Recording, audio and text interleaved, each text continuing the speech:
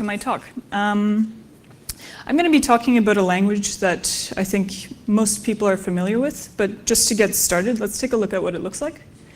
I took this from one of my projects. It's just a simple class. It's a JavaScript class. And if you take a look at it and you just squint and think, this kind of looks like Java, it kind of looks like C, it kind of looks like self, it's got closures, it's got first-class functions. It's JavaScript. And to me, one of the things that I really like about JavaScript is it's kind of like this interesting mix of lots of things. I think of it as a JavaScript blender. Like you've got your first-class functions and classes and everything else. You just throw it all in there, and things happen. This comic is from, there's a citation for the comic. I forgot to give a shout out to the artist.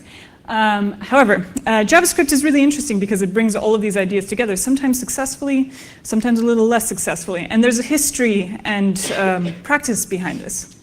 And let's say that you folks in the audience are interested in adding your own fruit to the JavaScript mix. This is indeed a fruit. I have no idea what it is. It was very tough and not very sweet because I think it wasn't very raw when I ate it, but this is going to be our stand-in fruit for the TC39 process. So, my name is Yulia Startsev. I'm an engineer at Mozilla and I work on DevTools. So, I'm also one of the 3 representatives that we send to the TC39. As a representative, what I do is I bring the instrumentation angle to our specification process. However, I won't be talking so much about that today. Instead, what I'll be talking to you about is the general process and the history. This talk will have approximately this layout. First, we'll start off with a little bit of history, and then we'll look at a significant moment in the specification timeline, which was ES4. And then we'll take a look at the proposal process as it is today. This will be followed by sort of a look at what are the principles by which we design JavaScript today. Then we'll take a look at some recent drama from earlier this year. That'll be followed up with what we learned from that drama and how we're moving forward, and a conclusion that's specific for this conference. I think a really interesting question that was brought up earlier in this conference came from Jesse Alma in his talk about compilers. He said that if you want to design a DSL, a domain-specific language, you should consider what problem you're trying to solve. What are you trying to do with this language? What are you trying to make easier? We can take a look at the beginnings of JavaScript from this perspective as well. What was JavaScript? What was it meant to do? The requirements that were put in front of Brendan Eich, the initial author of JavaScript, was that they needed a scripting API, a scripting language for web APIs. And that this language should be very easy to write, that it should be something that someone without any computer programming experience could just pick up and make their button blink or create a drop-down menu. It was intended for both professionals and amateurs. He was given a very short time frame just to prove that this was possible. And he was also brought in because he wanted to create something that was scheme-like in the browser. This didn't exactly turn out as planned. Instead, when he started working on this project, they turned to him and said, look, Brendan, we have this great deal with Java. Java's going to be the real programming language for real programmers on the web. So can you make it look like Java? Not Java, but just make it look that way. Make it easy to write, and let's go from there. I spoke with him about these requirements, and what he said effectively is that this look of Java was deceptive in both intent and effect. And this is where you start to see some of the problems that arose early on in the design of JavaScript. 10 days is not a long time to make a prototype, and building off of a 10-day prototype in a platform such as the web where you cannot go back on decisions can lead to some problems. This is a quote directly from Brendan Eich as well, where he describes what JavaScript was meant to be. It was supposed to be a glue language. It wasn't supposed to be something that was for full-blown applications. It was meant as something to put things together. What wasn't expected at the time that JavaScript was being designed is that it would become part of a very powerful platform, which was the web. This is essentially the timeline, and I show this to show another piece of the puzzle of what made JavaScript what it was for many years. When the prototype was introduced by Brendan Eich, Netscape wasn't the first browser thinking about adding behavior to the web. There was another browser that came up with a language called CMM. It was never really released, and they also adopted JavaScript. And as soon as JavaScript was brought out, as initially Mocha and then LiveScript, and finally as JavaScript, all within 1 year, it had a lot of name changes, it was immediately reverse engineered by Microsoft, and they called it JScript. However, they didn't get the exact behavior the same. So suddenly you've got kind of similar looking languages that from the developer perspective and from the user perspective, it's like, oh, this website should just work, right? Except it didn't. And Netscape realized that if Microsoft, a much more powerful company, got the edge on this, that they would lose control of the language. So they preemptively went forward and decided to start specifying this for interoperability with ECMA, the European Computer Manufacturers Association. And that's happening just at the beginning of this timeline, 1995 to 1996. And first ECMA comes out 1997. So what is TC39? It stands for Technical Committee 39, and we are the Technical Committee 39 of ECMA International.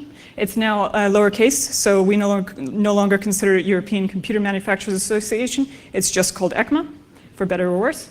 And we take care of more than just the JavaScript standard. The JavaScript standard is officially called ECMA 262. We also take care of the internationalization API for JavaScript, and we take care of JSON, and also our own standardization specification. One unique thing about the TC39 that you won't find in other specification bodies is that we operate on a policy of 100% consensus. All of us have to agree to a decision. Arguably, this was easier when we were a committee made up of 10, 20 people. At the moment, we are 89 people. So it gets a little more complicated. This consensus concept is something that we take a lot of care about. Breaking consensus means that you are going to face a lot of opposition from other committee members for other things. Breaking consensus can also save us from making a bad decision. And every time that consensus has been broken, we have indeed been saved from bad decisions. So this is something that's been working so far. It may be something that needs to be reconsidered, but this is where we're at. So let's take another look at this timeline. We've gone through the prototype named Mocha. Microsoft has released JScript. We've started standardizing as ECMAScript 1. And this is, every year we're doing something interesting with this language, JavaScript. 1997, 1998, 1999, ECMAScript 3, and then suddenly we're at ECMAScript 5. It seems that the committee can't count, and on top of it, we took a really long time to make an iteration. What happened? What happened essentially was ECMAScript 4, which was abandoned in 2008. And this was a very interesting lesson for the committee, because what happened with ECMAScript 4 is that it grew and ballooned in size to the point that it was no longer sustainable. Features were being added. A part of what was being attempted with ECMAScript 4 was that they were going to merge ActionScript 3 into ECMAScript, just to fold it in. And that would include things like namespaces and modules and classes and other things. And all of this was being specified, however, without implementations in browsers. It got to the point that vendors, browsers, started asking the question, how much of the specification are we actually going to implement? And that should be an alarming question, because this is a specification. Ideally, you implement all of it. The other problem was that it was stopping the development of JavaScript for 10 years. That means that this language that was suddenly getting very fast with the JIT compilation, that was becoming really competitive with the entrance of Chrome on the market, that was becoming really important, it wasn't moving anywhere. And this was something that at the time the committee was largely dominated by Opera, Mozilla, Google was also there. Was Google there? I forget. It's not important. But the group pushing for ES4 was, of course, Adobe and Opera and Mozilla. And the group that said, this isn't such a good idea. Let's create a smaller version of the standard and just get that at least into the browsers, because we've got lots of bugs that we need to fix. And that was ECMAScript 3.1. It was focused on just solving the immediate issues of the language and just making it bearable to write in. However, this also came into conflict with ES4 because ES 3.1 began specifying parts of ES4, and suddenly you've got a mix, and unless you somehow merge these together, everything's just going to implode. This was resolved, as I said, in 2008 through what's now referred to as the Oslo meeting, where ECMAScript 4 is abandoned officially, and ECMAScript 3 takes its place. This move forward was codenamed Harmony, and perhaps some of you have heard this term Harmony as part of the period of release for ES6. Harmony was a process and also codename and various other things for moving from ECMAScript 4 to something productive within JavaScript. We wanted to address some of the key issues that had led to this blockade on ES4. We introduced a process that we follow to this day of multiple stages, and we also introduced a concept of champions. A champion is a member, a delegate who can represent a proposal to the committee, can argue for it at the committee, and be essentially the ambassador for the community member who says, or the community segment that says, oh, we really need to get this into the language.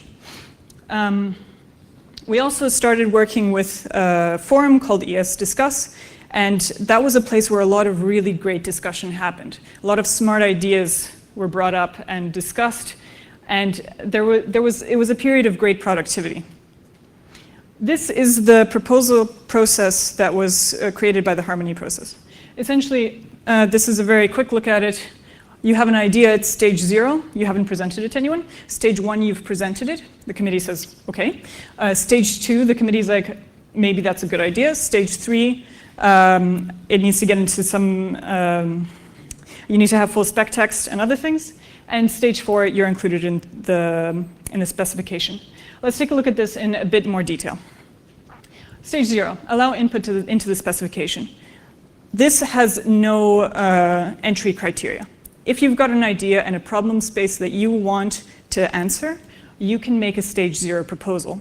All you need to do is get in touch with us. The best way is through the TC39 IRC channel or through the proposals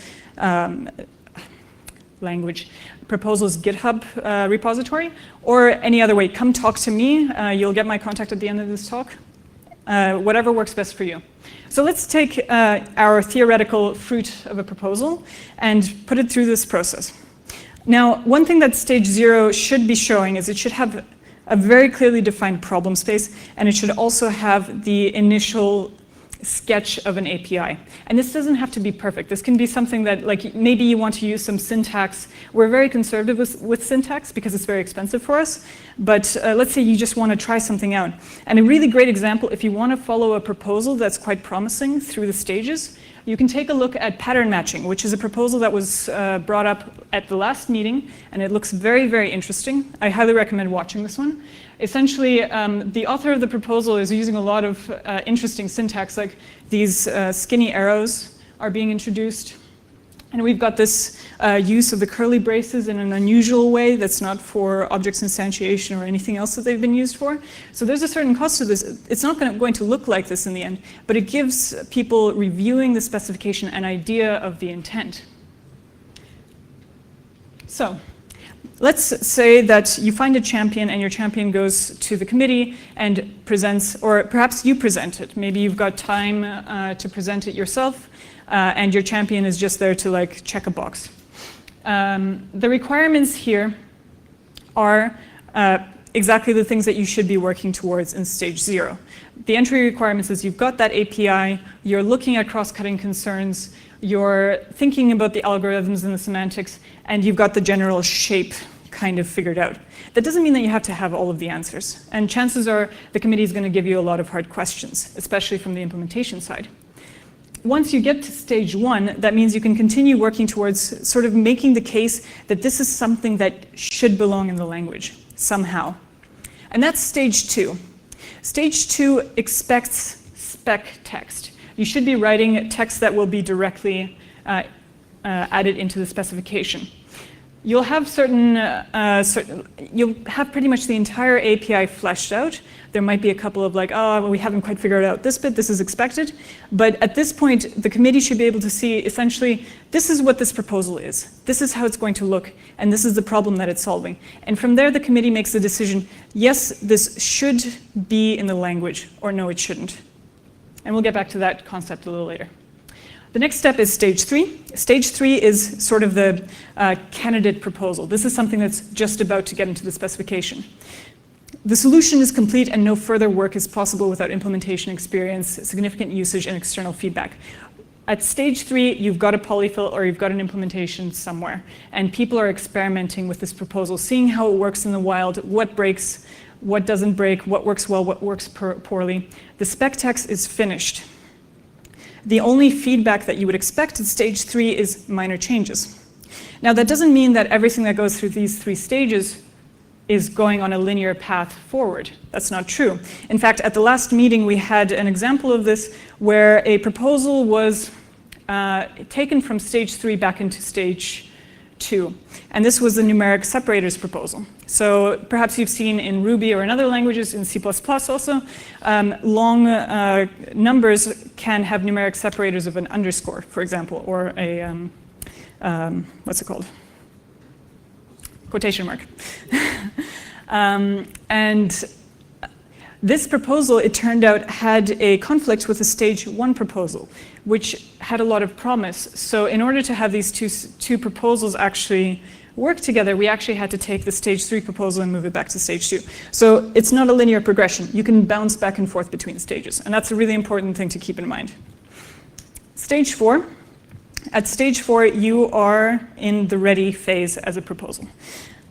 Stage 4 means that if you're in stage 4 by May of the year, you get included into the spec. And we are doing a rolling publication of the spec, so every year we have a new spec published. The reason that we do that is to avoid the situation that happened with both ES4 and with ES6. ES6 was also too big and very difficult for implementers to implement. And on top of it, one thing that I didn't mention with ES6 is we also had compatibility issues that we weren't expecting. For example, we had modules that were planned to be specified in ES6 that we could never implement because they were not compatible with Node. We hadn't considered Node.js as an environment where we needed to test our proposals before we put them out into the public. So we had to do quite a bit of reworking in order to make modules possible cross-platform, truly cross-platform. So that was the history lesson and also the introduction to how we got the process that we have today. How are we designing JavaScript today? I think, going back to the point that Jesse Alma made at the beginning, in the morning today, let's think about this idea that we should have a problem statement that we're solving. What happens when you can't narrow down to a single problem? So again, we're working with this proposal process. Our meetings look like this. We meet 6 times a year and we've got 89 delegates. This is a lot of people to get to agree on a single thing, especially constraints. What are we agreeing to focus on? Well, from 89 people, it's very unlikely that they're all going to agree to work on the same 3 things. We have a usual attendance of 60. Proposals are presented and debated. Session ends with a decision and everything is recorded and published. Everything's done in the public, so if any of you are interested in getting involved in TC39, if you want to follow a proposal, debate decisions that we make, it's all public. You can do that. You can also follow our notes, and you can follow our agendas and see what we're going to talk at any given meeting. This was a major shift that happened in 2012. Not many people are aware that we have everything in the public, but everything is there. With the exception of the fact that we don't have a design document, which I'll also get to in a second. But going back to this question of what happens when you've got so many disparate people, how do you find a problem to solve? Perhaps a more interesting question when you get to this point is not which problem are you trying to solve, but what's at stake and who are your stakeholders and how do they interact and what power do they have in the process? We have three major groups of stakeholders. This is similar to other web platform standards. We have users, developers, and vendors. And of course, there's overlap with the members who are in any one of these groups. Developer is also a user, and they might, for example, in my case, I'm also a part of a vendor. But the problem with our particular stakeholders, like if you're working on a product and you have stakeholders, usually they can talk to each other and figure out what concerns they have. This isn't a group that you can get them to have power over each other. They don't get to have conversations in which they can strategize and decide what they need. We have to manage the expectations of these different groups. They also have power over each other in a way that's unintentional. For example, if a browser implements a specification that breaks certain popular websites, even though the specification is really great for developers, like this is going to be just a wonderful thing for developers and it's going to make developer lives so much easier, but it breaks, for example, Facebook. Well, the users are going to be like, oh, well, Firefox is broken. I'm going to stop using Firefox and I'm going to move to Chrome, which impacts the ability of Firefox to make money. And suddenly, there's no incentive to implement a specification. The same thing with developers. If we don't give developers the tools that they want, they'll decide that they aren't going to use our browser and they won't develop for it. So suddenly, stuff is incompatible.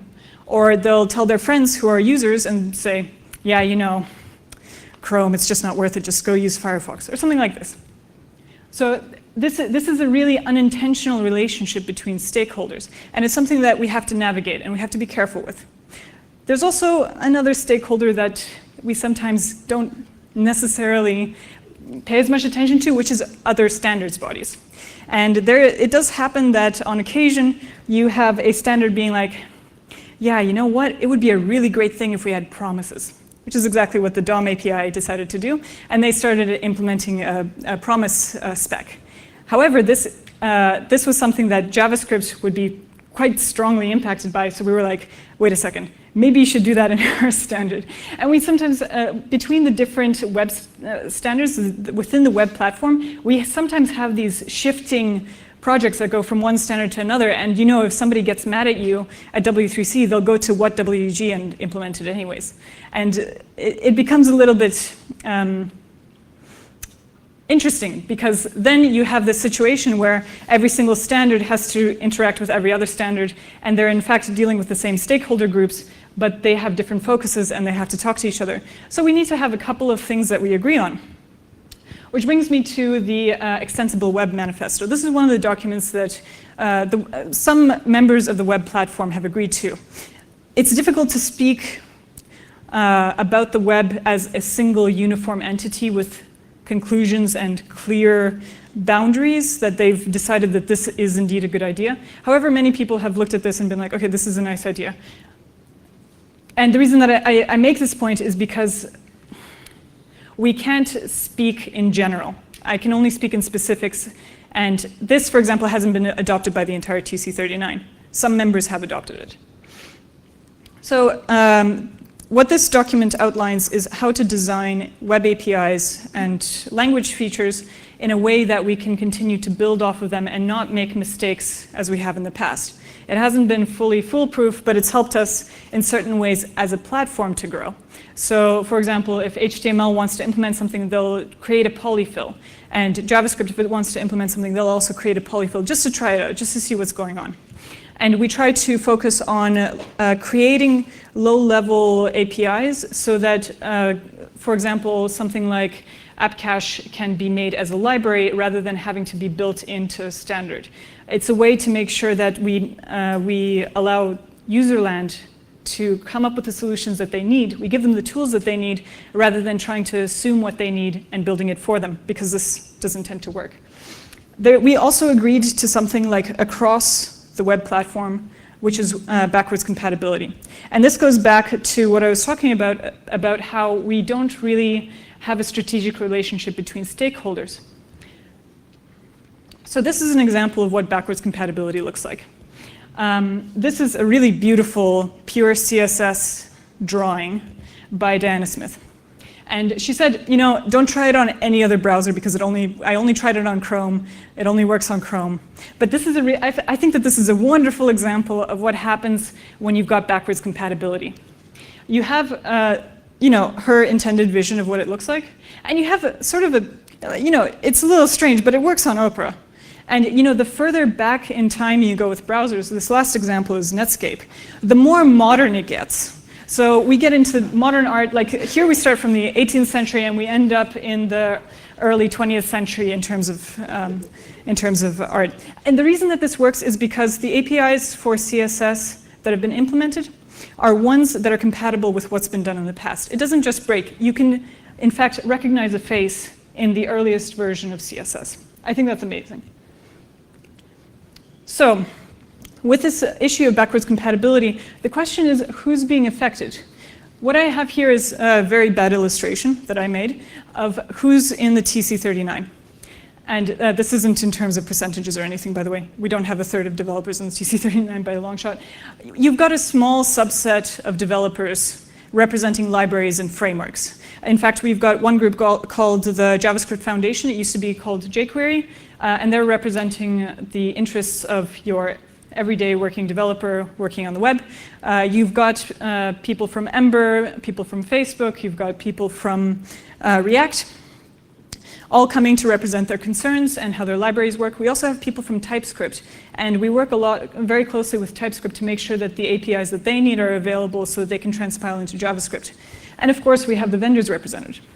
What you'll notice is the one group that's not represented at all is the non-technical user.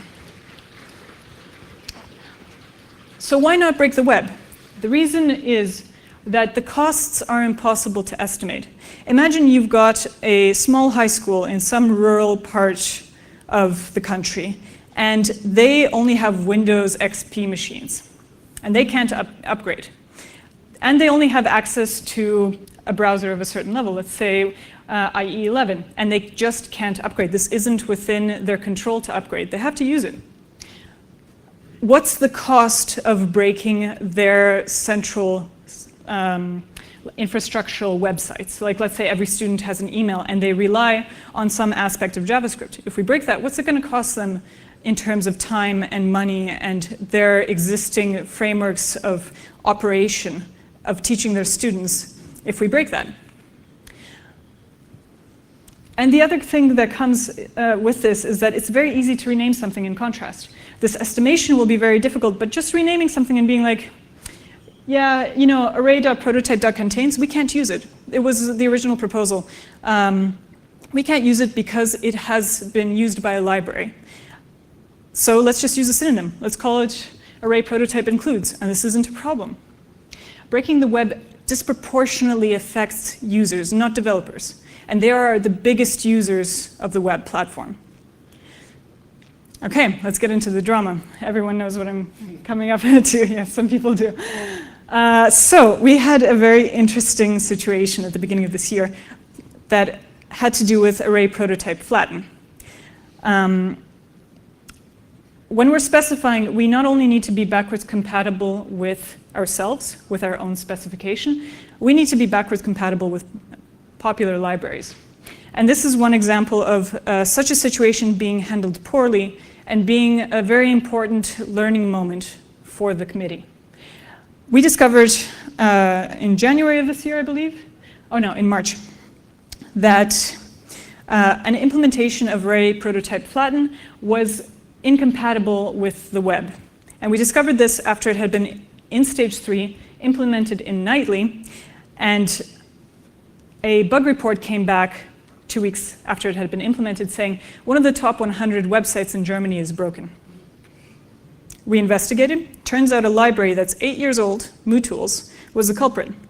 It hadn't been updated in a long time, and no one had realized that it was a part of this website. Things happen. We tried to include this API and suddenly it's broken. So the author said, to heck with this, let's just name it array prototype smoosh. And he included this wonderful bunny GIF, which I think should be like on t-shirts and things. The issue with this approach is, well, we had a bit of a situation. Oops. It needs to fade in. We had a situation. We had mass outrage online. It was being called SmooshGate. We were being called the unelected evil overlords of the internet and things like this. And of course, people were really surprised, like, why are they taking this so seriously? It was so obviously a joke to us. Oops, sorry. It was so obviously a joke. Why would they take it so seriously? Now, the reason, this is just a quick summary of what we went over. I'm going to skip this slide. I'm not too sure how much time I've got.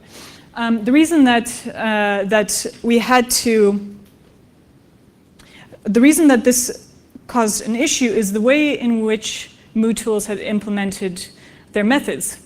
And it wasn't something as simple as, oh, they had just named a method the same thing. What they had done is they had extended the array prototype object, which you should never do. But it's difficult to tell people who, like, unless you're working on the specification, it's very hard to know that you shouldn't do that, because everything is, you can change everything in JavaScript. You have access to practically everything. And what they made, the assumption that they made was that, okay, we've got an array. If it's an array, check, does it have a flatten method? Well, if it doesn't, make a flatten method, iterate over the array and collect all of the methods that we're interested in, and then keep going and do whatever you're going to do. But they added a check to see if maybe one day the all-powerful TC39 will include a flatten method. And in that case, do not create your own flatten method. Just iterate over the array and collect all of the elements. There's one really big problem with this strategy, and that's that no native methods are enumerable. You can't iterate over them. So they would see that there's a flatten method. They'd be like, great, we'll iterate and we'll get it, and then they never got it. This is what caused the breakage. So for us, the confusion and some feelings of being hurt was like, why would they want to break the web? Like, don't they see how important it is for users? And that was our perspective. However, if you take the perspective of the developers, who were seeing suddenly the language that they depend on, that they rely on for, their paycheck, was suddenly doing really weird things. Like, they want to name it Smoosh. What does this word mean?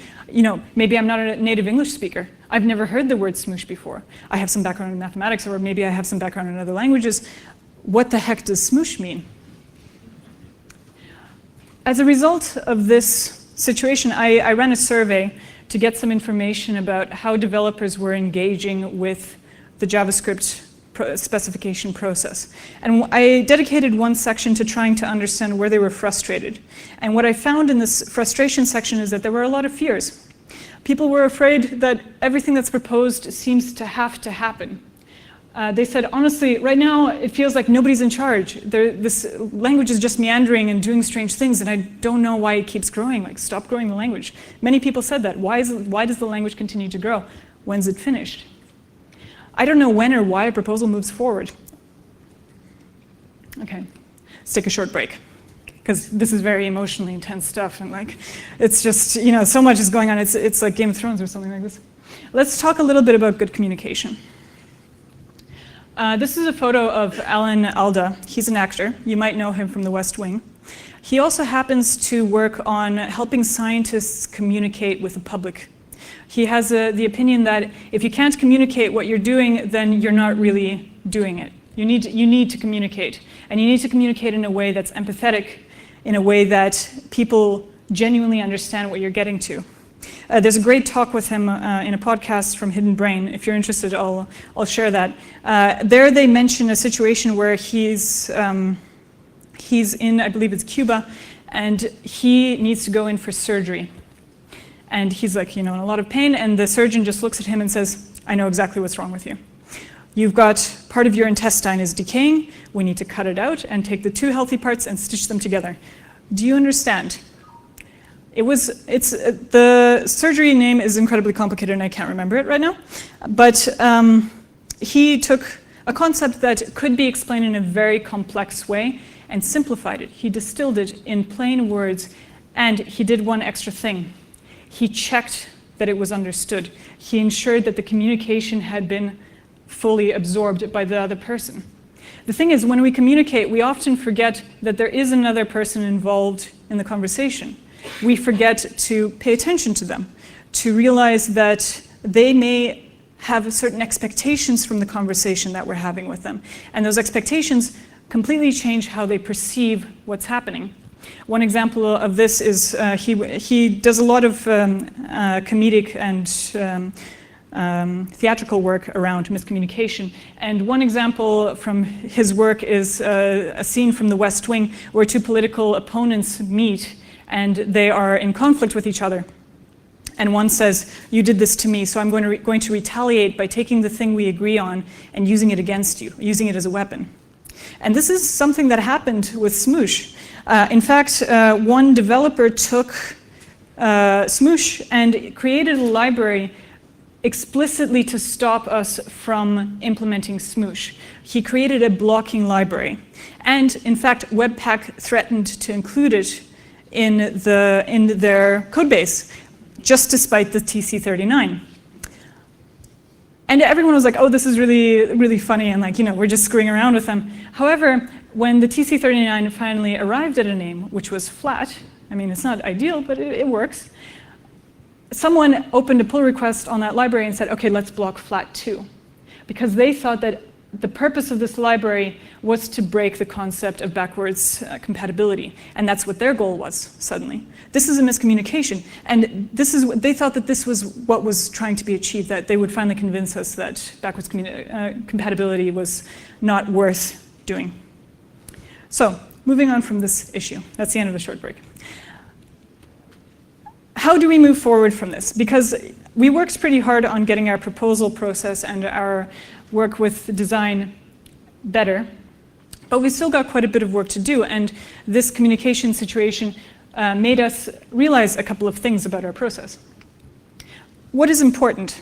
We talked about the Extensible Web Manifesto. Within the committee, we also have a concept of the complexity budget. How complex can the language get before it becomes impossible to work with, before it gets too large, too unwieldy? Can a feature stand on its own weight? Does it pay for itself? Is it too surprising? Like, what's it? If someone who looks at the language and sees something that works in a way that they totally don't expect, how will they react to that? And others? Is this what's important to us as a committee? Like, are these our design principles? Because the issue is the committee can't decide if these are our design principles. We don't have a clear design document. We also know that we've got communication issues. The quality of discussion on ES Discuss, this forum that we were using to come up with ES6, has degraded quite a bit, and it's a place where there's a lot of trolling, and it's difficult to get an idea through. We've had some really great contributions that were lost because TC39 members just feel exhausted when they try to look through ES Discuss. Poor communication has also led to situations like SmooshGate. Like, maybe it would have been taken as a joke had it been clear that, in fact, the requirements are quite stringent to get something through the process, that not everything goes through. We have some goals to solve this. One thing that we're discussing is having even more meetings. So we've got 6 meetings right now. We might even have more.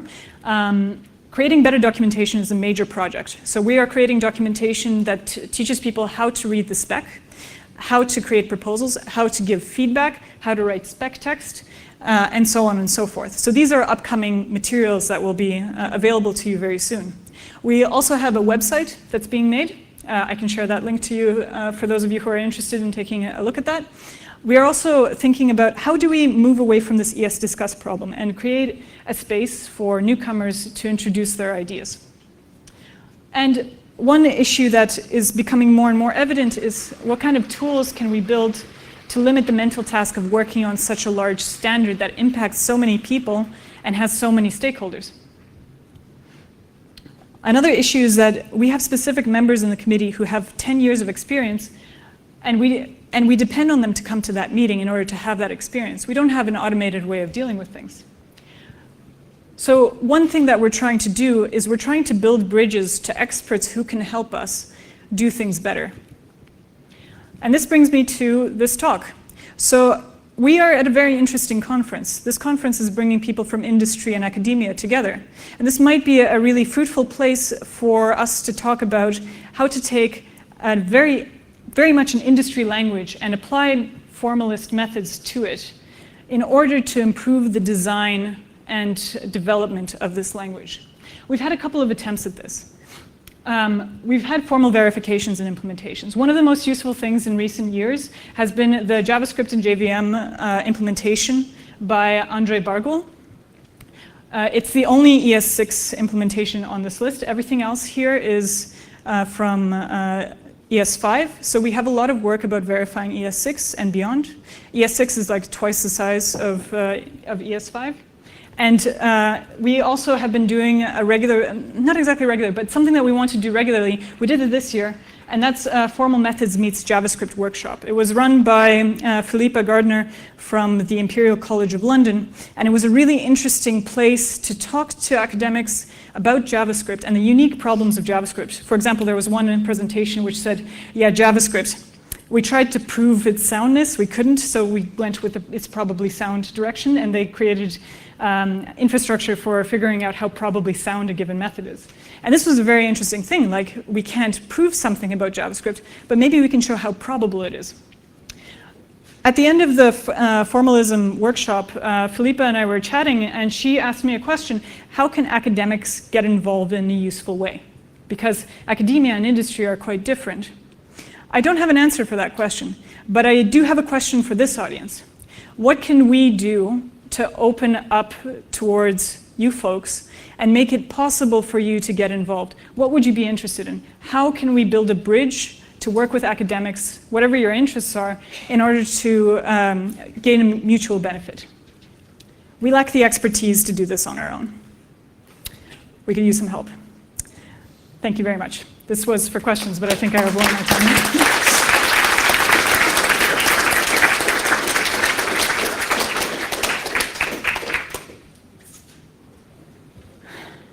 Time for a few short questions or one very long question. Yeah, looks like we've got two. There's one here.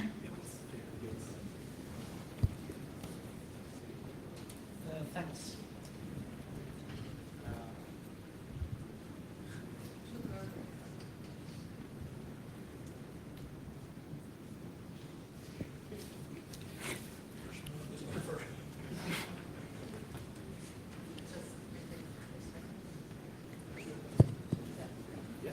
Yep. So an important question that I have, and I don't want to miss the opportunity now that we are in this context.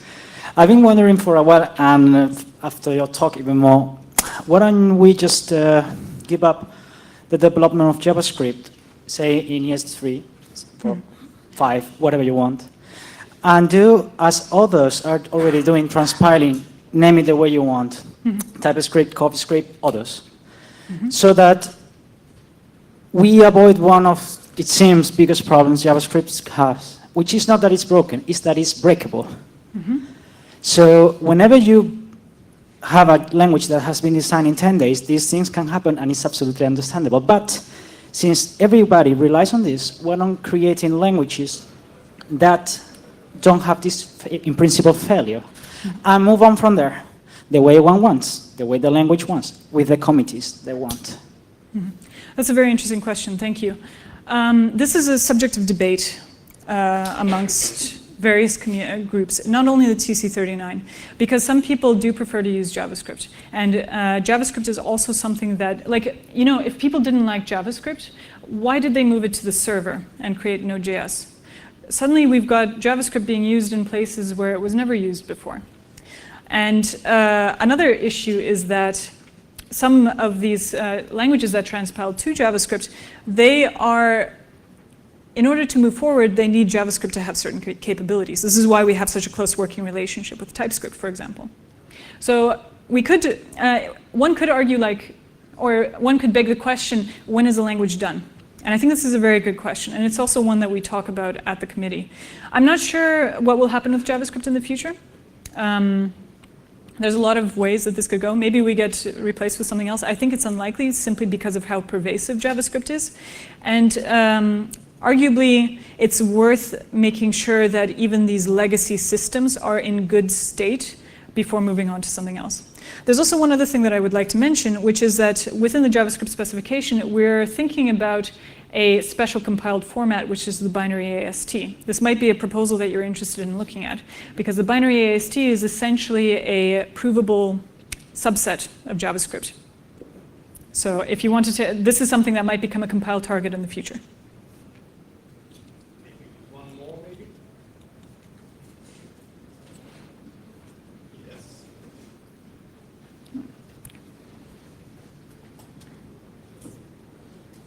Hi, I'm wondering how your experience on TC39 affects how you approach building dev tools. So for example, does being aware of some of the proposals that are in the pipeline affect how you might choose to architect certain aspects of like the DevTools API? And to what extent has there been sort of consensus around how, around like the API for like a debugger? So at TC39, what I'm doing is more making sure that things are debuggable and instrumentable, because this is something that comes more from the engine than from the debugger UI that you might be used to. It's something that's reflected by the engine, and we need to make sure that the engine gives us that information. However, as it happens with being on a committee, you start noticing that there's certain issues that you need to address in order to get your goals achieved. And in fact, my biggest work around debugging isn't being done on the TC39, it's being done outside. And that is specifying source maps API to allow, imagine Dwarf for the web. So you would get much more information that you can work with. And be able to debug on a much more sophisticated level. So for example, if you have compiled to JS language like ClojureScript and you want to inspect a list, you're not getting the JavaScript representation of the list anymore, you're getting the Clojure representation of that data structure. So that's in the pipeline, but it's distinct from what's happening in the TC39. Okay, thank you very much, Yulia.